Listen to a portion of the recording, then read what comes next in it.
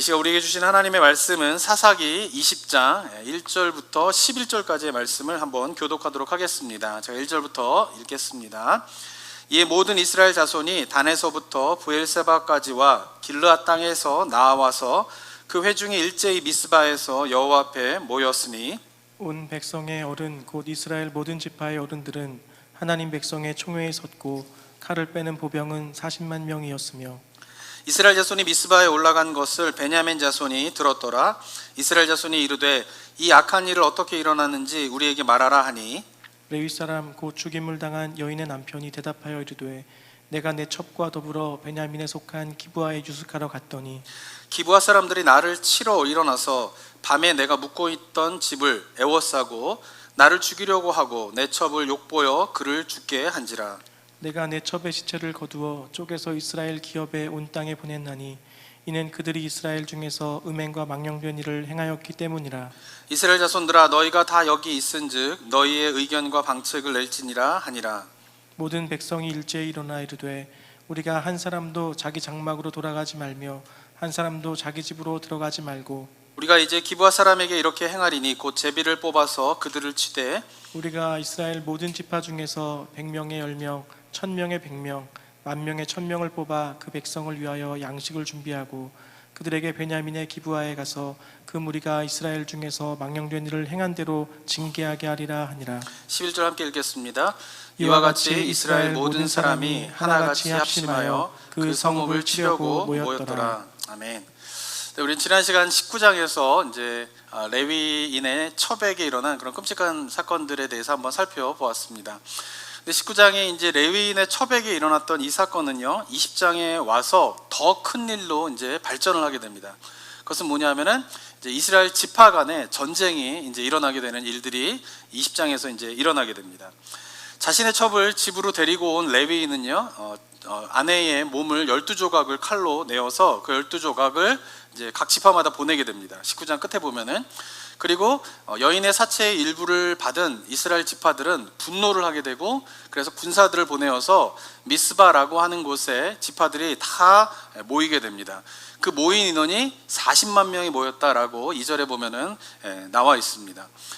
근데 이 미스바에 모인 각 지파의 사람들에게 이제 레위인이 어떠한 일이 기브아에서 일어났는가에 대해서 설명을 하게 됩니다. 그리고 그 설명을 한 이후에 이스라엘 백성들에게 7절에 보면은 이렇게 도전을 하는데요. 이스라엘 자손들아 너희가 다 여기 있은즉 너희의 의견과 방책을 낼지니라 하니라 이렇게 얘기를 합니다.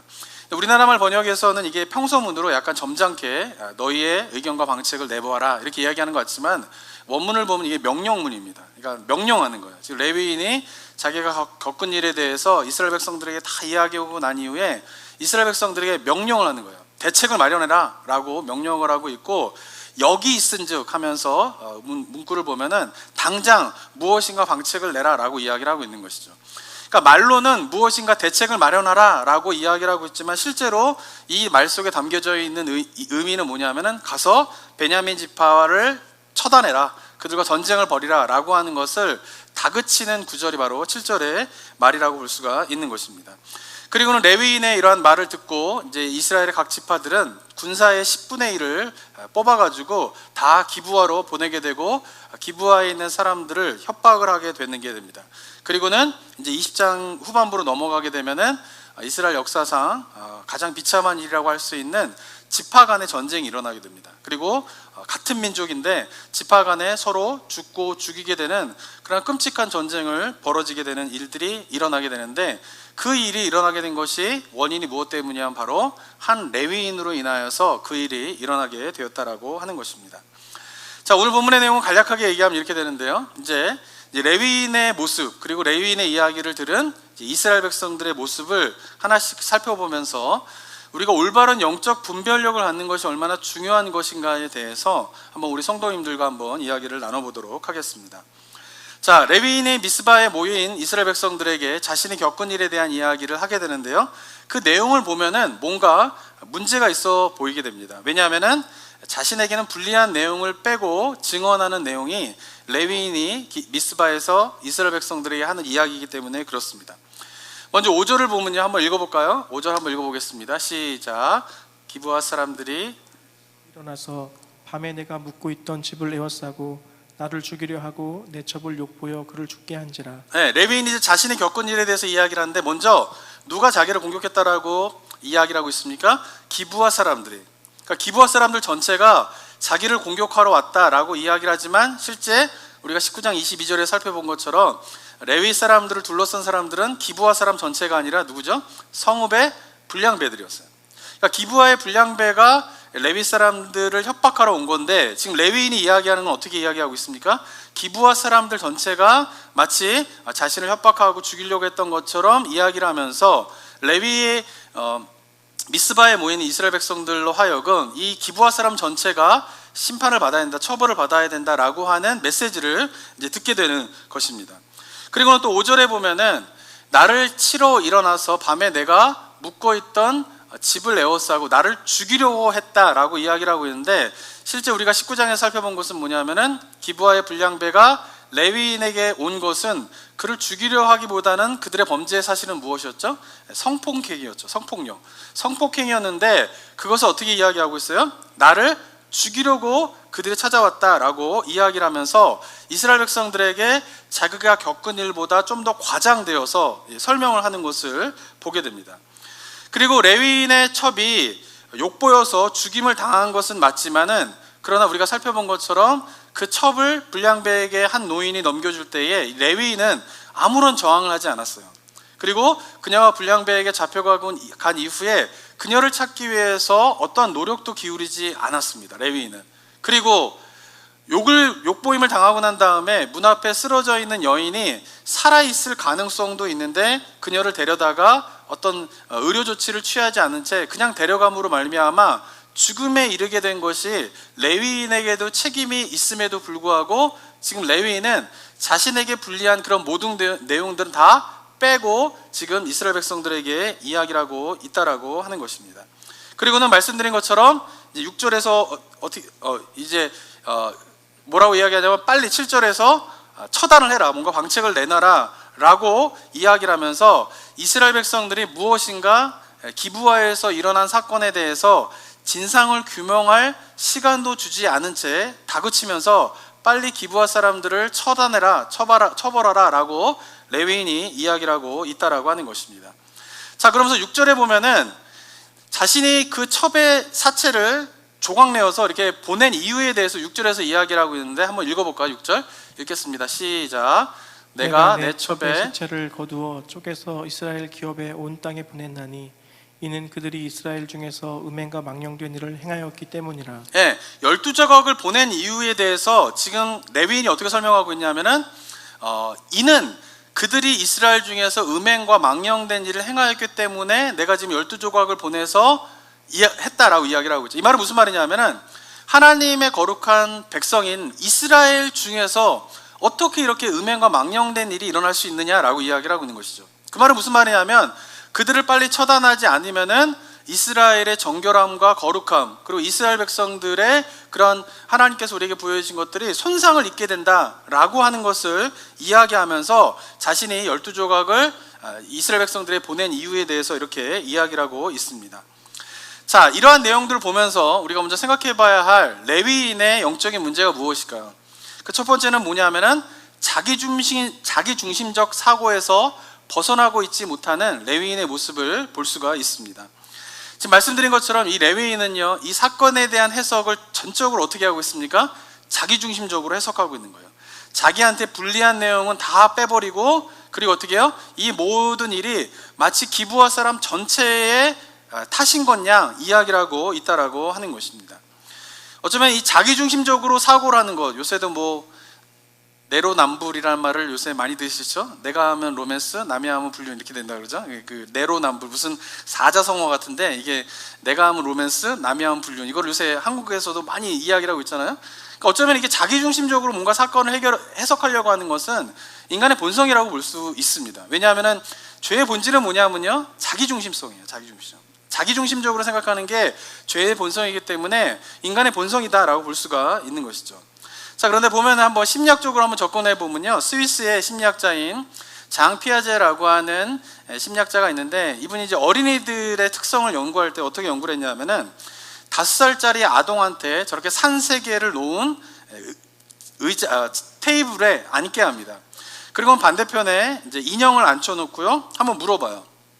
저 인형이 보는 산의 모습은 어떨 것 같아? 라고 5살 아이한테 물어보게 됩니다. 그러면은 이제 1번과 2번이 있는데, 이제 1번 같은 경우는요, 뭐냐면은 지금 인형이 보는 산의 모양이 1번의 모양이에요, 실제로는. 그 다음에 2번의 모양은 뭐냐면은 이제 자기가 보는, 5살짜리 아이가 보는 산의 모양이 2번의 모양인 것입니다. 그런데 이 아이한테 이 두 가지의 위에 있는 그림을 보여주면서, 1번과 2번을 보여주면서 반대편에 있는 인형이 보는 산의 모양은 뭐일 것 같아? 라고 물어보면은 아이들은 뭐라고 선택할까요? 2번이라고 선택합니다. 그러니까 자기가 본 그 산의 모양을 그대로 누구도 볼 거라고 생각해요. 반대편에 있는 인형도 그렇게 볼 거라고 이야기를 한다라고 하는 것이죠. 이게 무슨 말이냐면, 어린아이가 5살부터 7살까지 갖고 있는 가장 아이들의 특징 중에 하나는 뭐냐면은 자기중심성이에요. 근데 자기중심성이라고 하는 것은 뭐냐면 단순히 되게 이기적이다 뭐 이런 것을 의미하는 게 아니라, 이 어린아이들은 타인의 입장에서 생각을 할 줄 모른다라는 것이에요. 그래서 보면은 인형을 반대편에 있음에도 불구하고 그 인형도 뭐예요? 내가 보는 것과 똑같은 것을 본다라고 생각할 수밖에 없다라는 거예요. 타인의 입장에서 생각할 수 못한다라고 하는 것이죠. 그래서 어린아이들 같은 경우는 내가 배고프면은 남들도 배고프다고 생각을 하고요, 내가 심심하면은 남들도 심심하다고 생각합니다. 그러니까 자기가 막 땡깡을 부릴 때에 막 땡깡을 부리면서 내가 이렇게 땡깡을 부리면 엄마가 되게 힘들 거야, 이런 생각을 못 한다라는 거예요. 아이들은 어떻게 그냥 자기 입장에서만 생각을 하는 거예요. 엄마 입장에서 생각을 해본다든가, 뭐 동생 입장에서 생각을 해본다든가, 형 입장에서, 누나 입장에서 생각을 해본다든가, 그런 거를 전혀 못하기 때문에 아이들의 특징 중에 그런 특징이 있다라고 하는 것이죠. 근데 저는 이제 이야기를 들으면서 한번 우리가 그렇다면 이것이 아이들의 특징이다라고 하면은 어른이 된다라고 하는 것은 무슨 의미인가를 여기서 좀 생각해 볼 수 있는 것 같아요. 더 나아가서는 아이들은 그냥 성숙하지 못한 거잖아요. 그 성숙하지 못함이 이런 모습이다라고 하면, 그렇다면 성숙함의 의미는 무엇인가를 이러한 측면에 좀 이야기해 볼 수 있다라고 하는 것이죠. 어른이 된다라고 하는 것, 그리고 성숙해 간다라고 하는 것은 뭡니까? 자기 중심성을 탈피하는 것이에요. 물론 제가 서두에도 말씀드리는 것처럼 이게 자기 중심성을 벗어나는 것은 쉽지 않은 일입니다. 왜냐하면 인간의 본성이기 때문에, 그렇죠? 그런데 우리가 어른이 되어 간다라고 하는 것, 그 다음에 성숙해 간다라고 하는 것, 그리고 저는 특별히 우리가 하나님의 말씀 안에서 영적으로 자라간다라고 하는 것을 뭐를 기준으로 판단할 수 있냐라고 하는 것이에요. 그 판단의 중요한 기준이 뭐냐면은 자기 중심성을 벗어나서 어떻게 하는 거예요? 타인의 입장에서 한번 생각해 보는 거가 어느 만큼 그 자신의 중심성에서 벗어나는가가 바로 영적 성숙의 척도다라고 생각할 수 있다라고 하는 것이죠. 자, 그런데 문제는 뭐냐 하면은 이렇게 자기 중심성에서 벗어나는 것이 영적으로 성숙해 가는 것인데, 오늘 본문에 나타난 레위인은 영적인 지도자임에도 불구하고, 영적인 지도자이기 때문에, 그리고 특별히 레위인은 매일 율법을 묵상해야 되는 사람이에요. 그리고 하나님께 제사를 드려야 되는 사람이에요. 그러면서 율법을 묵상하고 율법의 의미가 무엇인가를 깨달으면서 점점 성숙해 가야 되는 것이죠. 그 말은 무슨 말이냐면은 자기 중심성에서 벗어나서 타인의 입장에서 여러 각도에서 볼 수 있는 능력을 가지고 있어야 되는데, 오늘 본문에 나타난 레위인은 그러한 성숙함을 가지지 못했다라는 것이에요. 그러니까 자기 중심적으로 이야기를 하고, 결국은 자기가 그렇게 이야기하는 것을 통하여서 이스라엘 역사 속에서 가장 비참한 일인 민족 간의 전쟁이 일어나게 되는 그러한 일들이 일어날 것을 전혀 예측하지 못한 채 그저 자기중심적으로 사건을 이야기하고 있다라고 하는 것입니다. 저는 이 본문을 보면서 누구나 영적인 그런 성숙함에 이르지 못하죠, 다들, 그죠? 그리고는 뭔가 자기중심성을 갖고 있는 것이 인간의 한계이다라고 하는 것을 받아들이는 것은 맞지만, 그러나 우리가 정말 그리스도인으로서 영적인 지도자가 자기중심성을 탈피하지 못할 때에는 그것이 일반 성도들이 자기중심성에서 탈피하지 못할 때보다 더 위험하다라고 하는 것을 오늘 본문을 보면서 좀 깨닫게 됩니다. 자기중심성에서 탈피하지 못하는 가운데 하는 영적 지도자의 이야기는 많은 백성들을 비참한 끔찍한 전쟁으로 이끌게 되는 그런 일들이 일어나게 된다라고 생각하면서 영적 지도자가 갖고 있는 자기중심성의 탈피가 얼마나 중요한 것인가에 대해서 한번 생각해 보게 됩니다. 영적 지도자가 자기 성숙함으로써 자기중심성에 벗어나지 못하게 되자 그의 말은 선동이 되게 되고요. 그리고 그 선동은 결국 민족 간의 비참한 전쟁이다라고 하는 결론을 낳게 된다라고 하는 것입니다. 사랑하는 성도 여러분, 이 자기중심성의 이야기는 우리 모두의 이야기예요. 그죠? 말씀드린 것처럼 그런데 우리가 완전하게 자기중심성에서 벗어날 수는 없지만 점차 자기중심성에서 벗어나서 다른 사람의 입장에서 생각을 해보는 것이 바로 영적인 성숙도이다라고 하는 것을 잘 기억해야 합니다. 그리고 제가 여기서 강조하는 이유가 무엇 때문이냐, 바로 영적인 분별력이다라고 하는 것은 바로 자기중심성에서 벗어나서 다른 여러 입장에서 생각해 볼 때에 올바른 성경적인 영적인 분별력을 가지고 있을 수 있기 때문에 이 자기중심성의 문제를 우리가 한번 점검해 보면서 그것에서 자기가 얼마나 탈피하고 벗어나고 있고 성숙해 가는가를 점검해 보는 것이 중요하다라고 생각합니다. 자, 레위인의 두 번째 문제는 무엇이냐면요, 개인의 복수를 하고자 이스라엘을 선동한 것이 문제예요. 이것은 전적으로 개인의 어떤 문제였던 것이죠. 근데 그것을 어떻게 해요? 민족의 문제로 확산시키면서 이스라엘 백성들을 개인의 복수를 하는 데에 선동을 하는 것이 이 레위인의 문제이다라고 하는 것이죠. 그리고 더 큰 문제는 뭐냐 하면은 그 선동하는 것에 하나님의 뜻을 끌어들이고 있는 것이 또한 문제이다라고 볼 수가 있는 것입니다.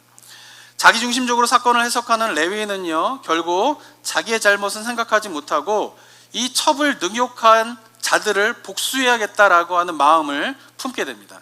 그래서 아내가 죽었으면 어떻게 해야 됩니까? 장례를 치러줘야 되죠. 그죠? 아내가 죽었으면 어떻게 돼요?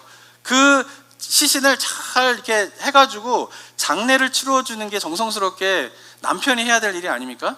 근데 이 레위인은 어떻게 합니까? 그 여자 죽은 그 사체를 칼로 12조각을 내가지고 그것을 12지파에다 보내는 끔찍한 일을 벌이게 됩니다.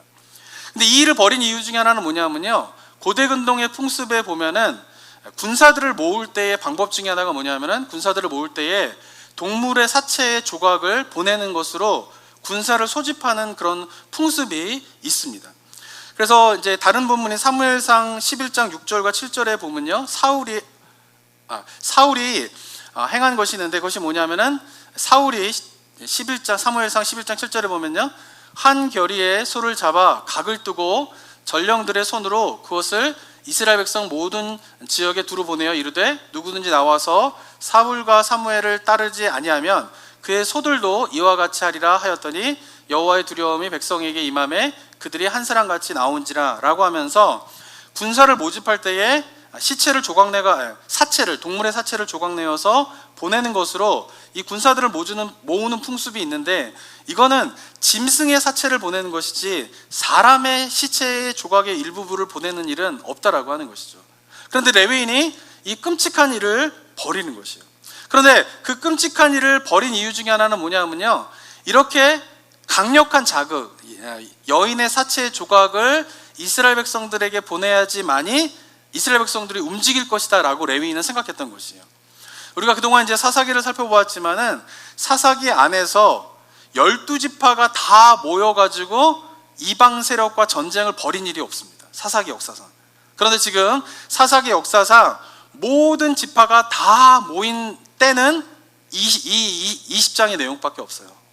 그러니까 이스라엘 백성들이 이방 민족과 대항을 할 때에 한두 지파가 연합을 하여서 전쟁을 벌인 일이 있지만 그 지파를 돕기 위하여서 다른 지파들이 다 모여서 함께 전쟁을 치르지 않을 정도로 이스라엘 백성들은 사사기 시대에 공동체성이 무너졌고, 그리고 도덕적인 그런 관념들이 무너져 있는 상태에 있었기 때문에 웬만한 자극이 아니면은 그들이 모이지 않을 것이다 라고 하는 것을 레위인이 알게 되었고, 그래서 여인의 사체 조각을 보내면서 이스라엘 백성들을 자극하면서 모든 지파에 40만 명, 사사기 역사상 가장 많은 그런 군대가 모인 장면이 바로 20장입니다. 그 40만 명이 미스바에 모이게 되는 일이 일어나게 됐다라고 하는 것이죠. 그런데 중요한 것은 뭐냐 하면은 그 일을 레위인이 왜 꾸몄느냐? 바로 개인의 복수를 위해서 이스라엘 백성들을 다 끌어들인 일을 했다라고 하는 것이에요. 그리고 그것을 정당화하기 위해서 좀 전에 읽어보았지만은 6절에서 어떻게 이야기하고 있습니까? 이는 그들이 이스라엘 중에서 음행과 망령들을 행하였기 때문에 내가 12조각을 내어서 너희를 모이게 했다라고 이야기를 하고 있는 것이죠. 그러니까 개인적인 복수를 하기 위하여서 이스라엘 백성들을 부른 것인데, 그 말은 다 빼놓고 지금 내세우는 명분은 무엇이냐면은 이러한 일이 하나님의 백성인 이스라엘 백성들 가운데 일어난 것이 말이 되느냐, 그리고 이것에 대해서 우리가 처단하지 아니하면은 이스라엘 백성들의 정결함과 거룩함은 어떻게 되겠느냐라고 하면서 지금 누구를 끌어들이고 있는 것이에요? 하나님을 끌어들이고 있는 것이죠. 그리고 이스라엘의 율법에 기록한 정결함과 거룩함을 끌어들이면서 명분은 내세우고 있지만, 그러나 그 실상은 결국은 자기의 개인적인 복수를 위하여서 이 모든 일을 하고 있다라고 하는 것이 문제이다라고 하는 것입니다. 그러나 레위인만이 이렇게 문제가 아니라 이스라엘 백성들도 문제가 있다라고 하는 것을 우리가 생각해 봐야 합니다. 레위인이 그렇게 말을 했으면 이스라엘 백성들이 어떻게 해야 됩니까? 이방 민족이다라고 하면은 바로 공격하러 가는 게 맞죠. 그런데 만약에 지금 레위인이 그러한 일을 행하였다라고 하는 대상이 베냐민 지파이다라고 하면, 그 자기 지파의 사람이다라고 하면 율법에 보면 어떻게 합니까? 율법은요, 이 고대 사회는 언제나 권력이 있는 자가 명령하면 그냥 죽여버리면 되는 거예요. 근데 그 고대 사회에서 쓰여진 율법이지만 그 율법은 어떻게 돼요? 언제나 재판의 과정을 거치게 되어 있습니다. 양자의 말을 듣게 되어 있고요. 혹시라도 부지부식간에 누군가를 죽였으면 그 죽인 사람이 바로 처단되지 않도록 도피성이라고 하는 것을 마련해서 그 도피성에서 자기가 그 왜 사람을 죽였는가를 변명할 시간을 벌어주는 일들을 하라고 율법에 기록되어 있는 것이에요. 그러니까 여호와의 이 율법은 굉장히 그렇게 양쪽의 이야기를 듣는 그 재판의 과정들을 거치게끔 하고 있음에도 불구하고 같은 지파인 사람에 대해서 이스라엘 백성들은 어떻게 하고 있습니까? 레위인의 말이 진짜인지 아닌지 진위 여부를 확인하지도 않고 바로 어떻게 해요? 그 베냐민 지파를 공격하기 위하여서 10분의 1의 군사를 보내서 기브아로 보내게 되고, 거기서 기브아에 있는 베냐민 사람들을 협박하게 되면서 비로소 베냐민과 다른 지파 간의 전쟁이 일어나게 된다라고 하는 것입니다. 영적으로 자기중심성에서 벗어나지 못한 영적 지도자가 한 선동에 이스라엘 백성들은 그것을 확인해 보지도 않고 넘어간 그런 문제가 있었다라고 하는 것입니다. 사랑하는 성도 여러분, 교회가 영적으로 어둡고 혼란스러우면요, 이러한 선동가들이 나타나게 됩니다. 그리고 이들은 하나님의 이름을 내세워서 이야기하지만 영적 도전인 것 같지만, 그러나 그것은 뭐예요? 영적 도전이 아닌 선동인 경우가 많이 있습니다. 개인의 욕망을 채우기 위한, 여기서 선동하는 것이죠. 그리고 성도들이 그 개인의 그런 이야기가 개인의 선동인지 아니면 이것이 영적인 도전인지를 구별하지 않고 그대로 영적으로 어두운 지도자의 말을 들으면서 확인하지도 않고 따르면서 실수를 범하고 교회가 잘못을 행하는 일들이 얼마나 기독교 역사 속에서 많이 일어나고 있는지를 우리는 기억해야 합니다. 자, 그렇기 때문에 제가 오늘 성도님들에게 이야기하고 싶은 것은 무엇이냐면은, 우리 성도님들이 어떤 사건에 대해서 성경적인 사고를 가지고 가치 판단을 통한 영적 분별력을 키우는 것이 굉장히 중요하다라고 하는 것이에요. 그리고 이를 위해서는 인간은 누구나 자기중심적으로 사건을 바라보게끔 될 수밖에 없는데, 영적으로 성숙하여서 영적 분별력을 갖는다라고 하는 것은 뭐냐면, 자기 입장을 벗어나서 여러 사람의 입장에서 그 사건을 바라볼 수 있게 되면서 어떻게 해요? 영적인 분별력을 키우는 것이 굉장히 중요하다라고 하는 것이죠. 그리고 특별히 우리가 살고 있는 시대는요, 제가 금요 예배 때도 예전에 한번 몇 번 말씀드렸지만은, 지금 한 5, 6년 전과 지금의 시대가 완전히 다른 세상을 살고 있어요. 왜냐하면은 이 유튜브라고 하는 걸 통하여서요, 엄청난 확인되지 않은 정보들이 쏟아지는 시대 가운데 살고 있어요. 그런데 예전에 미디어에서 나오는 이야기들은 검증된 이야기들이 미디어에서 나왔어요. 그러니까 뉴스에서 나온다, 기자가 이야기한다, 그러면 그건 뭐예요? 한번 검증된, 그게 저널리즘이 그런 거 아니겠습니까? 한번 검증된 이야기가 나오기 때문에 그냥 미디어에서 나오는 거를 많은 사람들이 그냥 받아들이고 있죠. 근데 그 습관이 지금 그대로 가지고 있으면 문제가 많이 일어난다라고 하는 것이에요. 너무나 많은 기독교뿐만 아니라 사회적으로 여러 가지로 검증되지 않은 정보들이 유튜브를 통하여서 막 쏟아지게 되면서, 예전과 같이 미디어에서 나오는 이야기는 다 검증된 이야기야 라고 하는 차원으로 유튜브에서 쏟아진 이야기를 받아들이는 경우가 많이 있다라고 하는 것이죠. 그런데 그게 아니라는 것이에요. 이제 앞으로 더 그렇죠. 저는 교회가 앞으로 더 혼란스러워질 거고요, 앞으로 많은 기독교의 사상들에 대한 많은 혼란들이 앞으로 가중될 거라고 생각합니다. 왜냐하면은 검증되지 않는 어떻게 해요? 이야기들이 쏟아지는데, 그것을 어떻게 해요? 스크리닝을 하는 능력이 그리스도인들 가운데 지금 없다라는 것이에요. 뭐가 옳고 뭐가 그른지를 분별하는 그런 능력들이 지금 갖추어지지 않은 채 그런 것들이 막 쏟아지게 되니까 지금 교회에서 여러 가지 혼란들이 일어나고 있다라고 하는 것이죠. 그래서 요즘 시대에 더더군다나 우리에게 필요한 것은 뭐냐 하면은 다양한 측면 속에서 생각을 하는 영적인 분별력들을 키우는 게 중요하다라고 하는 것이죠. 그러니까 예전에 설교할 때 제가 제목을 영적 분별력 하면은 대부분 성도님들이 기대하는 건 뭐냐면은 기도를 많이 하시기 바랍니다. 이런 걸로 해석하실 거예요. 영적 분별력 이러면 어떻게 돼요? 귀신을 분별하는 것. 옛날에 이런 생각 많이 했잖아요. 기도를 많이 하면은 이게 귀신이 말하는 건지 뭐 하나님 말인 건지 뭐 귀신의 역사인지 아닌지 뭐 이런 거 분별하는 게 영적인 분별력이라고 많이 생각하지 않습니까? 그래서 기도를 많이 하는 사람들이 영적 분별력을 한다는 거죠. 왜냐하면 그 의미는 뭐냐면은 이 귀신인지 뭐 하나님의 말인지 사단인지 뭐 이런 거를 분별할 수 있다 이런 식으로 생각을 하게 되는데 이 시대의 영적 분별력은 그런 의미가 아니라는 거죠. 철저한 뭐예요? 주의 성경을 통하여서 뭔가 이 사고를 키우고 다른 관점에서 생각하라는 것이, 그리고 그것이 기도와 말씀 가운데에서 그러한 능력들이 배양되어진다라고 저는 또 생각하고 있다라고 하는 것입니다. 자, 그렇다면은 어떠한 사건에 대해서 우리가 성경적인 사고를 어떻게 해야 되는가에 대한 한번 예를 한번 들어보도록 하겠는데요. 올바른 영적 분별력을 가지고 성경적인 사고를 어떻게 해야 되는가에 대한 한 가지 우리가 지금 겪고 있는 한 예가, 저는 대면 예배의 문제를 우리가 어떻게 생각해야 되는가가 좋은 예가 될 수 있다라고 생각합니다. 지난주에도 말씀드린 것처럼 한국도 그렇고 지금 미국도요, 교회에 모여서 예배가 되는 것이 금지되고 있는데 그것에 대해서 이제 한국도 그렇고 미국에 있는 교회들도 그렇고 점점 반발을 하면서 모여서 예배를 드려야 한다라고 하는 그런 입장들이 자꾸 나오고 있습니다.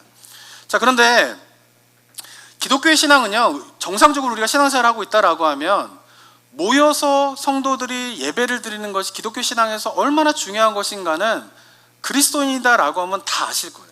그렇죠? 그리고 어쩌면 2000년의 기독교 역사는 박해의 역사라고 볼 수가 있는데 그 박해의 중심에는 뭐가 있습니까? 예배를 지키고자 하는 성도들의 씨름이 있었던 것이죠. 예배를 방해하고 예배를 금지하고 있는 정치적인 지도자를 향하여서 목숨을 내놓고 목숨에 희생해서라도 그 예배에 모여서 예배를 지키려고 하는 그것은 기독교 2000년 역사 속에서 계속 반복되는 일이고, 어쩌면 박해의 가장 중요한 포인트는 바로 그 예배를 지키기 위한 것이 박해의 중요한 포인트다라고 볼 수가 있습니다. 그렇기 때문에 어쩌면 모여서 예배를 드리는 것이 얼마나 중요한 것인가는 기독교인들에게는 더 이상 설명할 필요가 없을 만큼 중요하다고 생각합니다. 자, 그런데 이렇게 중요하고 당연하게 여겨졌던 모여서 드리는 예배를 지금 우리가 못하고 있다고 하는 것이에요. 그리고 예전에는 뭐 정치적인 세력과 뭐 정부가 그렇게 모이지 말아라 라고 하면은 그리스도인들이 항거를 하면서 그것에 대항을 하면서 모이는 예배를 지킬 수 있도록 싸웠는데, 지금은 그냥 모든 그리스도인들이 그냥 그래 모이지 말아야지 수긍하면서 안 모이고 예배를 드리고 있다는 거죠. 왜냐하면 그것이 전염병의 문제이기 때문에 그렇다라고 하는 것이죠. 자, 그런데 저는 이런 상황 속에서 예배당에 모여서 예배를 드리지 못하는 것에 대한 안타까움도 마음 가운데 크지만, 근데 제가 더 안타까운 것은 뭐냐면은 이러한 현상들에 대해서 많은 교회와 그리스도인들이 단순한 이분법적인 논리로 접근하고 있는 것이 더 문제이다라고 하는 것이에요. 무조건 예배는 모여서 드려야 됩니다 라고 이야기하는 사람들은 그동안 기독교 역사 속에 제가 말씀드린 것처럼 목숨을 바쳐서라도 예배를 지켰던 선배들의 그런 모습들이 있는데, 예배는 생명과 같은 것인데 그 예배를 모여야 된다, 그리고 이 모이는 것을 방해하는 모든 것은 종교적인 탄압이다라고 하면서 모여야 된다라고 주장하는 사람이 있는가 하면, 지금은 전염병이 퍼지기 때문에 예배당에 모여서 예배를 드리지 않는 것이 맞다, 예배에 모이지 말자라고 이야기하는 두 개의 대립이 있는 것이죠. 근데 저는 보면은 이 두 가지의 대립이 다 문제가 있다고 생각이 드는 거예요. 왜냐하면 각각이 뭐예요? 너무나 단순한 이분법적인 논리로 대면 예배를 해야 되냐 말아야 되냐의 차원에, 해야 되냐 말아야 되냐 그 차원만 생각을 하면서 모여야 된다, 모이지 말아야 된다라고 이야기를 하고 있는 모습이 더 안타깝다라고 하는 것입니다. 이 문제에 대해서 17세기의 청교도 목사인 리차드 백스터라고 하는 목사님이 계신데, 이 목사님이 책을 하나 썼는데, 리차드 백스터는 17세기 영국의 부흥을 주도했던 그런 청교도 목사님입니다. 이분이 쓴 책 가운데에 기독교 생활 지침이라고 하는 책이 있어요. Christian Directory라고 하는 영어로도 돼 있는 책인데, 이 책에 보면은 교회 안에서 교회 밖에서 그리스도인으로서 각각의 문제들에 대해서 우리가 어떻게 접근을 해야 되는가에 대해서 굉장히 상세하게 설명이 되어 있는 책이 이 크리스천 디렉토리라고 하는 책입니다. 이 책 가운데에서 네 번째 파트에 보면은 질문 109번째 질문에 보면 이런 질문이 있어요. 뭐냐면은 만일 통치자들이 교회가 모이는 것을 금지한다면 교회는 주일에 모이는 것을 생략할 수 있는가? 라고 질문을 던지는 거예요. 이거에 대해서 성도들이 어떻게 판단을 해야 되는가? 라고 질문합니다. 근데 여기서 보면은 단순하게 모이자 모이지 말자의 논리로 접근하고 있지 않은 것을 보게 됩니다. 보면요, 특별한 이유로 가령 전염병이나 화재나 전쟁이 일어났을 경우처럼 일시적으로 모이는 것을 금지하는 것과 정규적으로 또는 신성 모독적으로 모이는 것을 금지하는 것은 다른 것이다라고 생각을 해야 된다는 거예요. 그러니까 이 모이지 못하게 하는 이유가 공공의 선을 위하여서 일시적으로 모이지 못하는 것인지, 아니면은 교회의 그런 신성 모독적인 교회의 종교 탄압을 위하여서 모이지 못하게 하는 것인지, 그런 것을 구분해야 된다라고 이야기를 해요. 그러면서 일시적으로 모이지 않는 것과 정기적으로 모이지 않는 것은 다른 것이다. 법에 대한 형식적인 순종으로 모이지 않는 것과 신중하게 또는 필요해서 우리가 모일 수 없어서 모이지 않는 것은 다른 것이다 라고 하면서 그런 상황에 대한 이야기들을 쭉 풀어가게 됩니다. 그리고 이제 네 번째가 중요한데, 모임과 모임의 상황과 그리고 관련된 것을 구분해야 된다라고 하면서, 만일 통치자가 가령 공공의 안전과 같은 더 큰 유익을 위해 전염병이 일어나거나 적의 공격이 있거나 화재가 났을 때 일시적으로 모이는 것을 금지한다면 그에게 순종해야 된다, 이렇게 이야기를 하고요. 그러면서 쭉 이야기를 하다가 또 그 파트 보면은 한 번의 주일의 날이 모임보다 한 번을 생략해서 얻는 유익이 더 크다라고 하면은 그렇게 해도 괜찮다라고 이야기를 하고 됩니다. 그리고 두 번째 보면은, 만일 왕들이 거룩한 모임과 공적인 예배를 고정적으로나 그리스도와 종교를 제거할 목적으로 신성 모독적으로 금지한다면 그들에게 형식적으로 순종하는 것은 합법적인 것이 아니다 라고 하면서 모이지 못하게 하는 이유에 대해서 분석해야 할 것을 요구하고 있고요. 그리고 현재의 필요에 따라 우리가 공적으로 모일 수 없어서 은밀하게 모이고 많은 수가 모일 수 없어서 적은 수로 모이며 더 자주 모일 수 있는 기회를 얻기 위해 신중하게 어떤 모임을 일시적으로 폐해하는 것은 합법적이다. 그것이 형식적이 아니라 오직 내용적으로 순종하는 것이다 라고 이야기를 하고 있고요. 그리고 마지막 4번도 굉장히 의미가 있는데, 제가 볼 때는 그러나 금지된 것이 모임이 아니라 모임의 상황과 관련된 것이라면 그것은 다음 질문에서 우리가 생각하려고 하는 주제이다 라고 하면서 다음에 또 이 주제를 가지고 연장해서 꼭 이야기를 하고 있어요. 그러니까 뭐냐면은 모임 그 자체의 성향에 대한 것들을 분석을 해야 되고, 그 다음에 뭐냐면은 그 모이는 것의 상황적인 현상, 예를 들면 그것이 요일에 관련된 것이냐, 때에 관련된 것이냐, 장소에 관련된 것이냐 라고 하는 문제들에 대해서는 한번 다음 챕터에서 또 생각해 보고자 하면서 110번째 주제에서 이 문제들을 연이어서 풀어가고 있다라고 하는 것이에요. 제가 이 설명을 드리는 이유가 무엇 때문이냐면요, 이 리차드 백스터의 이 청교도 신학에 있는 이때는요, 어쩌면 기독교 황금기에 해당되는 기간이라고 볼 수가 있습니다. 근데 이 기간에서 기독교 황금기가 어떻게 일어나게 됐는가에 대해서 저는 이 책에서 그 힌트를 얻을 수 있다라고 하는 것이에요. 그것은 뭐냐면 그 시대의 목회자들도 그렇고 성도들도 그렇고 어떤 사건에 대해서 판단할 때에 이것이 해야 되느냐 말아야 되느냐의 단순한 이분법적인 논리로 판단하지 않았다라는 것이에요. 교회에서 지금 처해져 있는 그 시대의 컨텍스트, 그 시대의 상황에 대한 것을 고려하고, 그리고 성경에서는 여러 가지 가르침이 있지 않습니까? 예배를 꼭 지켜야 된다, 주일 안수를 해야 된다라고 하는 가르침도 있지만 공공의 선을 실천해야 된다라고 하는 가르침도 있고, 또 어떻게 해요? 생명을 존중해야 되는 그런 것들에 대한 강조점도 있고, 그리고 어떤 목숨을 지켜서라도 우리가 하나님께 드려야 될 것을 지켜야 될 것을 지켜야 된다라고 하는 순종의 가르침도 있는데, 그 모든 가르침들을 다 고려하면서 지금 이 상황에서 지금 우리가 우선적으로 선택해야 할 가르침이 무엇인가를 성도들로 하여금 생각하게끔 하고, 영적인 지도자들도 그러한 다각적이고 다면적인 측면에서 고려를 하는 가운데에서 성도들에게 도전을 했기 때문에 아마도 이 시대 가운데에 어쩌면 기독교의 가장 황금기에 해당되는 그런 부흥의 역사가 일어나게 된 것이다 라고 저는 생각을 하고 있다라고 하는 것입니다.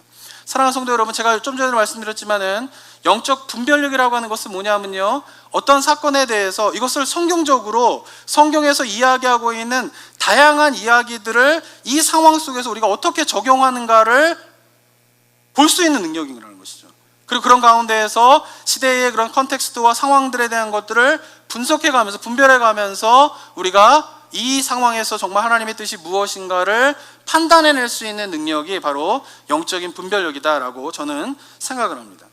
자, 다시 우리가 갖고 있는 이 리처드 백스터 목사님이 전혀 이 교회 통치자들이 모이지 못하게 했을 때 어떻게 해야 되는가에 대한 이 가르침에 대한 거를 가지고 이 우리가 지금 살고 있는 이 시대 속에서 한번 적용을 해본다라고 하면, 저는 대면 예배를 해야 되는가 말아야 되는가의 문제가 저는 한국의 상황과 미국의 상황이 또한 다르다고 생각합니다.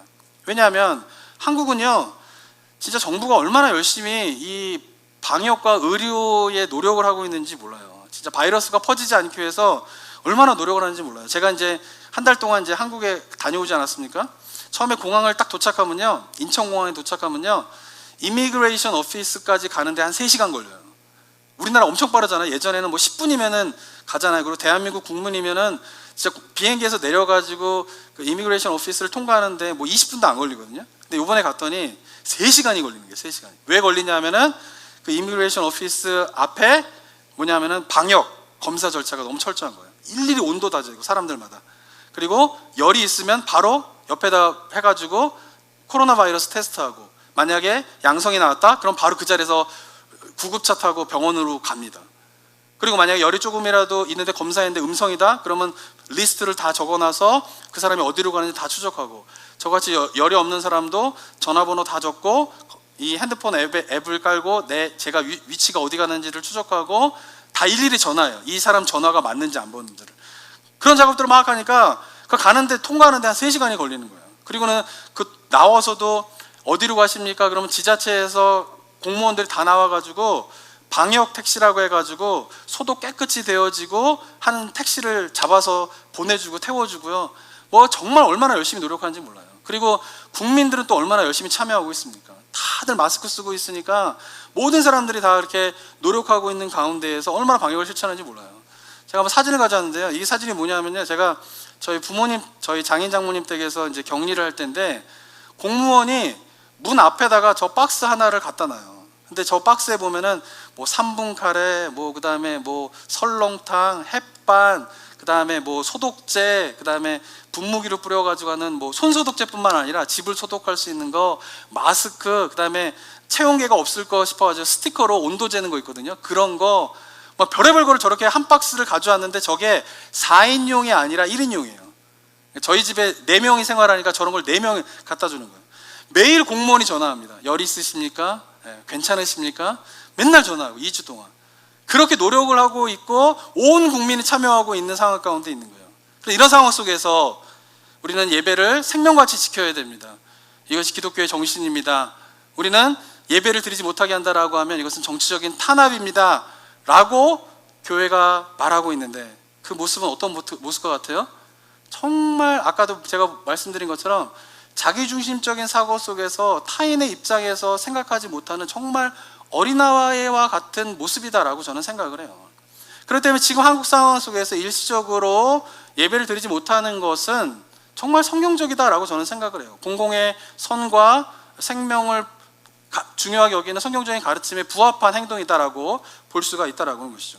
그러나 저는 미국의 상황은 좀 다르다고 생각합니다. 제가 그렇게 한국에서 지내다가 미국으로 왔어요. LAX를 통과하는데요, 11번 재지 않아요. LAX에서는.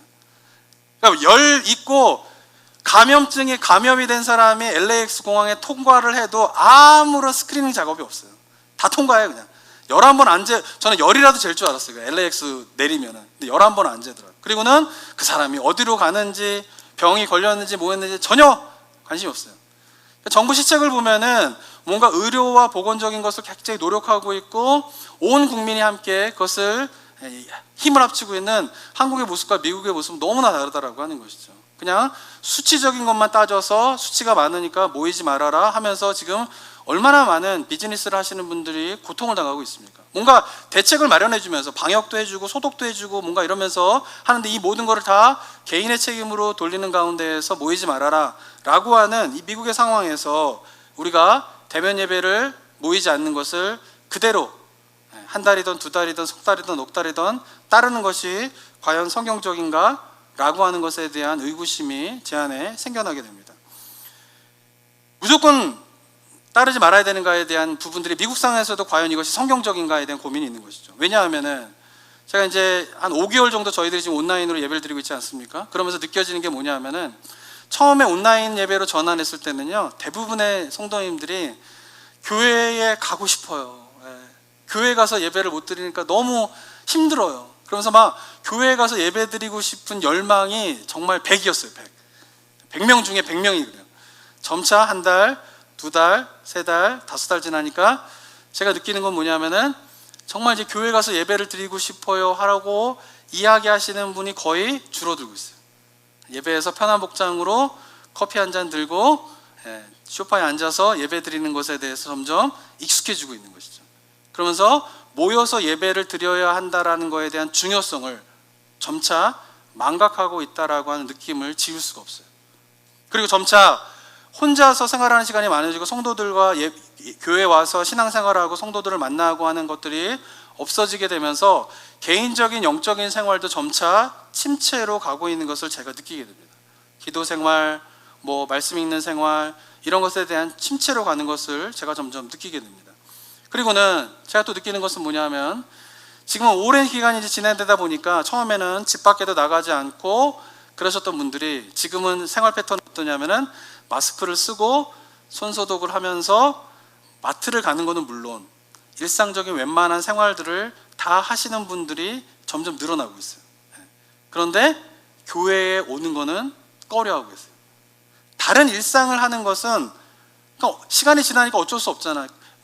어쩔 수 없이 해야지 라고 다른 일상생활을 하는 것은 당연하게 생각을 하는데, 그런데 그런 생활을 하는데도 교회를 오는 것에 대해서는 꺼려지는 마음이 커져가고 있는 것을 제가 느끼게 된다라고 하는 것입니다.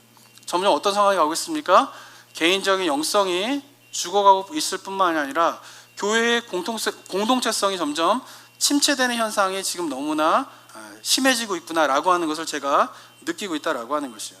그런 상황 속에서 주정부에서 아무런 의료적이고 보건적인 노력을 하지 않는 가운데에 온 국민이 한국처럼 이 일을 위하여서 힘쓰지 않는 가운데에서 과연 교회가 정부의 지침에 따라 모이지 않는 것이 성경적으로 옳은 것인가? 라고 했을 때 저는 그것에 대한 의구심을 많이 갖게 되고, 이제는 모이지 않는 것이 성경적인 가르침이 아니라 우리가 어쩌면 신앙을 위해서, 믿음을 위해서 모이는 그 일에 대해서 한번 우리가 심각하게 진지하게 고민을 해봐야 되는구나 라고 하는 것, 그것이 오히려 성경적인 가르침이 될 수 있겠구나 라고 하는 것을 제가 느끼게 됩니다.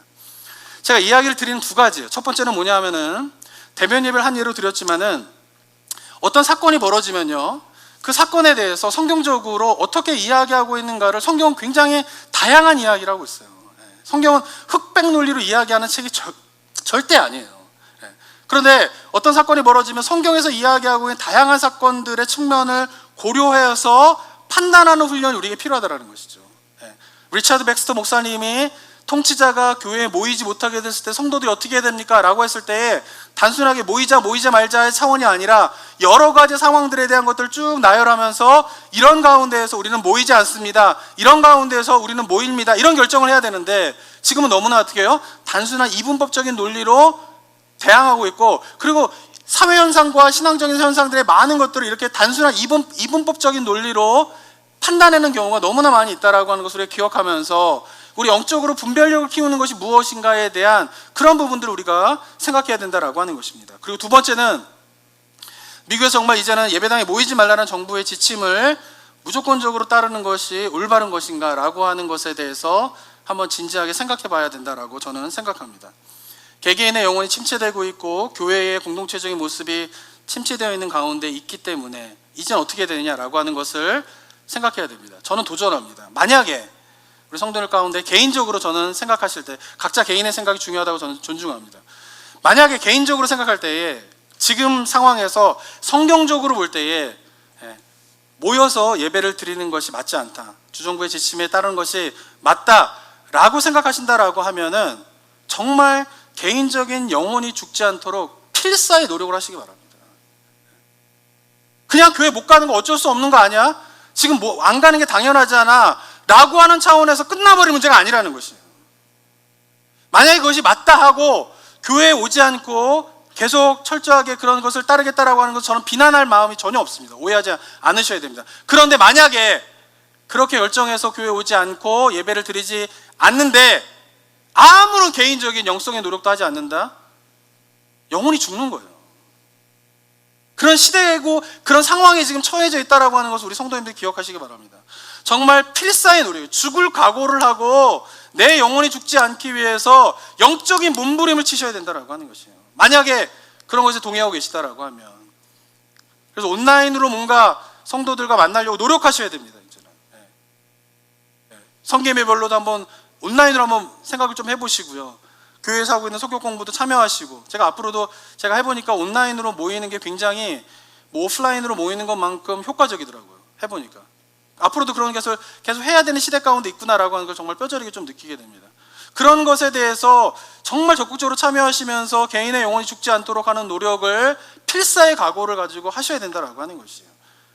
만약에 그런데 어떤 분들은 나는 더 이상 혼자서 영적 생활하는 게 너무나 힘들다, 온라인으로 예배를 드리는 것이 집중할 수가 없다, 은혜가 되지 않는다, 그래서 내 영혼이 메마르고 있다라고 생각하신다라고 하면 마스크를 쓰고 교회 오시기 바랍니다. 저는 이제부터는 자기의 영혼이 살기 위하여서 마스크를 쓰고 개인적인 방역을 하면서 예배당에 오시는 분들을 막지 않겠습니다. 간간히 본의 아니게 지금 예배당에 오셔서 예배를 드리시는 분들이 있는데 공통적인 얘기가 있어요. 온라인 예배에서는 느낄 수 없는 은혜가 있다는 거예요.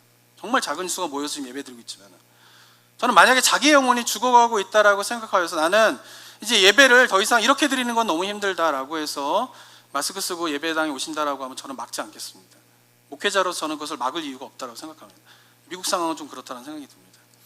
그래서 우리가 이제부터 우리의 영혼이 살기 위해서, 교회 공동체성에 살기 위해서 어떤 노력을 해야 되는가에 대해서 우리가 마음을 다하여서 고민하고 기도하면서 이 어려운 시기들을 잘 극복해 나갈 수 있는 저와 여러분이 되었으면 좋겠습니다.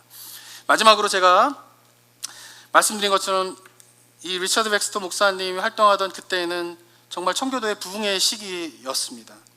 그리고 오늘 본문에 나와 있는 이스라엘 백성들의 모습은 어떻습니까? 아까 그 영적 부흥의 분위기가 어땠다고 했죠?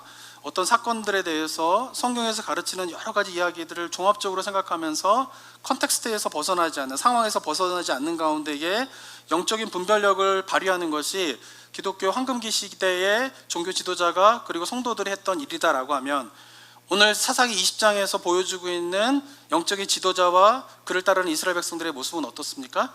단순한 이분법적인 논리로 접근하는 것이에요. 레위인은 내 아내가 모욕을 당했다라고 하는 것, 그리고 거기엔 자기의 잘못이 굉장히 큼에도 불구하고 그 모든 것은 감춰진 상태에서 그저 개인적인 복수를 하기 위하여서 하나님을 앞으로 내세워서 선동을 하는 그 레위인의 모습, 그리고 그것을 확인해 보지도 않고 단순 이분법적인 논리로 그것은 잘못된 것이다 라고 하면서 베냐민 지파에 가서 전쟁을 일으키는 이스라엘 백성들의 모습, 두 가지의 모습 가운데 어떤 것이 이 시대의 교회의 모습이라고 생각하십니까?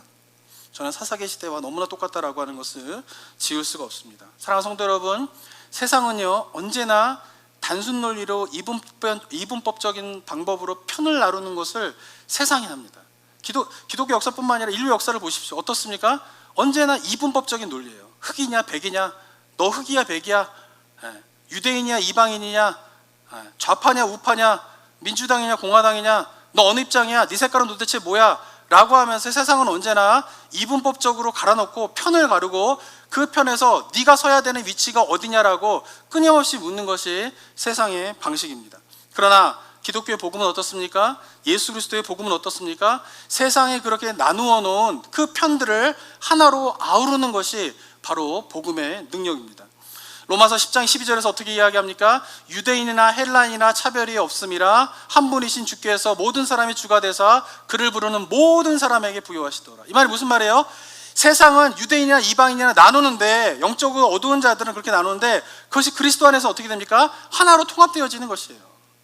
에베소서에서는 어떻게 이야기합니까? 그는 우리의 화평이신지라 돌로 하나를 만드사 원수된 것 곧 중간에 막힌 담을 자기 육체로 허시고 법조문으로 된 계명의 율법을 폐하셨으니 이는 이 둘로 자기 안에서 한 세 사람을 지어 화평하게 하시고. 그리스도의 복음은 언제나 어떻습니까? 세상은 편을 나누는데, 그래서 항상 갈등을 일으키는데, 그리스도의 복음은 세상이 나눈 편을 어떻게 합니까? 그리스도의 십자가 안에서 화평으로 만들고 하나로 만들면서 다 아우르는 것이 바로 복음의 능력이고, 그 복음의 능력이 교회 안에서 활발하게 살아갈 때, 교회는 언제나 세상은 편을 가르지만 교회 안에서는 그 편이 다 한 가족, 한 사람으로 연합되어지고 화합되어졌던 것이 바로 기독교 부흥의 역사이다라고 하는 것을 기억하는 저와 여러분이 되었으면 좋겠습니다. 사랑하는 성도 여러분, 영적 분별력을 키우시기 바랍니다. 그리고 복음은요, 편을 가르지 않습니다. 세상이 나눈 편을 하나로 아우르게 되는 것입니다. 바라게 있는 이 시대 속에서 거짓과 속임수가 난무한 이 시대 속에서 우리의 영적 분별력을 가지고 정말 이 복음의 능력을 다시 한번 교회 안에서 실현해내는 그런 은혜가 우리 성도님들의 삶 가운데서 이 복음의 능력을 발휘하는 그런 은혜가 있게 되기를 주님의 이름으로 축원합니다. 한번 기도하겠습니다. 사랑과 은혜가 충만하신 하나님 아버지, 이 어두운 시대에 거짓과 속임수가 난무한 시대 속에서 우리가 영적인 분별력을 가지고 이 모든 것들을 속에서 하나님의 뜻이 무엇인가를 판단하며 분별하는 은혜가 우리 성도님들 가운데 있게 되기를 원합니다. 그리하여서 교회가 세상의 논리에 이끌려 가게 되는 것이 아니라, 교회가 세상이 나눈 편을 그리스도의 복음으로 십자가의 능력으로 아우르면서 세상을 교회가 이끌어가게 되는 그 부흥의 역사를 다시 한번 경험하게 되는 은혜가 있을 수 있도록 주님 도와 주시옵소서. 은혜 감사드리며 예수 그리스도의 이름으로 기도드립니다. 아멘.